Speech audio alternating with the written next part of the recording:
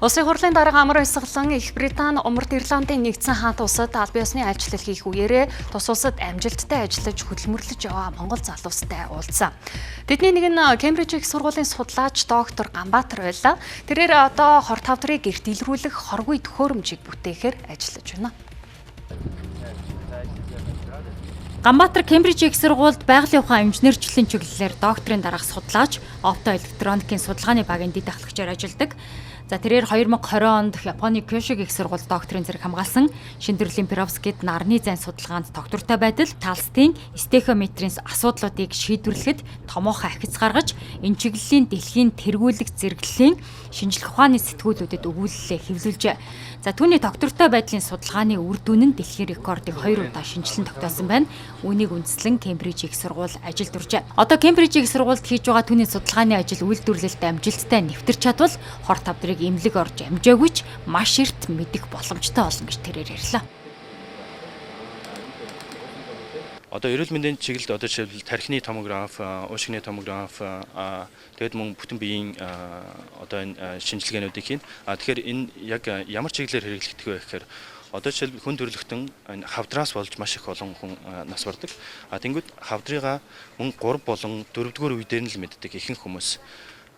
Тэнгүүд бидний энэ технологи юуг бий болгож ямар боломжийг өгөх вэ гэхээр энэ хавдар одоо 1-р үе шатанда үүсэж байна гэдгийг нь бид нэр хэлж чадах хэмжээгээр. Яагаад гэвэл хоргүй энд бүртгэгч төхөөрөмж нь хоргүй болчих дээр бид нэр өдөр тутам хүртэл орж энэ шинжилгээнд орж болно гэсэн.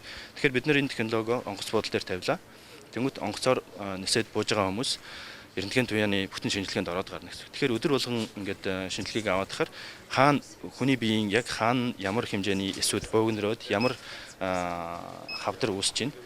Тэрийг нь ерөөсөө 1-р шатнаас нь ахуулаад хэлчин. Тэгэхээр тэрэнд нь зориулсан эмчилгээний аргуудыг хийгээд эмээ угаад ингээд хүн хавдар тусахгүй байх боломжтой болж байгаа юм. Болох боломжтой тийм. Одоо тэрээр Clarity Sensors стартап компаниг Кембриж их сургуультай хамтран үүсгэн байгуулж, шинжлэх ухааны зөвлөхөөр нь мөн ажиллаж байна. Түүний судалгааны ажилд тулгуурлан үүсгэн байгуулсан тус компани одоогоор 3 сая орчим фунт стерлингийн санхүүжилт босгоод байгаа юм а. Өндөр ил хурлаад эрдэмшлэгийн өгүүлэлээ бичээд патент аваад одоо ингээд стартап компани хамтран ажиллагч нартайгаа хамтарч байгуулад ингээд эхний хөрөнгө оруулалтад аваад ингээд явж байгаа. За бидний одоо эхний хөрөнгө оруулалт бол энэ бол цэвэр грант хэлбэрээр одоо тэтгэлэг хэлбэрээр Европын холбооноос орж байгаа. Бид нэр энд судалгаагаа эхлснээс хойш 2 жилийн хугацаанд энд өргөдөл материалаа өгөөд өрсөлдөөн шалгаруулалтанд ордог. Тэгээд энэ жил эхнийхээ хөрөнгө оруулалтыг аваад одоо 6 сарын 1-ээс одоо яг ажлууд маань эхлээд ингээд явж байна. Тэ. Өөрийнхөө яаж ингэж хичээж судалгаа хийж байгаагаа бол өдрөө болгон харж байгаа. Зарим үед жоохон сэтгэл зүйчин болно, зарим үед жоохон тий дарж өгдөг, зарим үед жоохон одоо асуулт асууж нөгөө одоо илүү тэрнийхээ талаар бодох боломжийг олох гэж хичээдэг.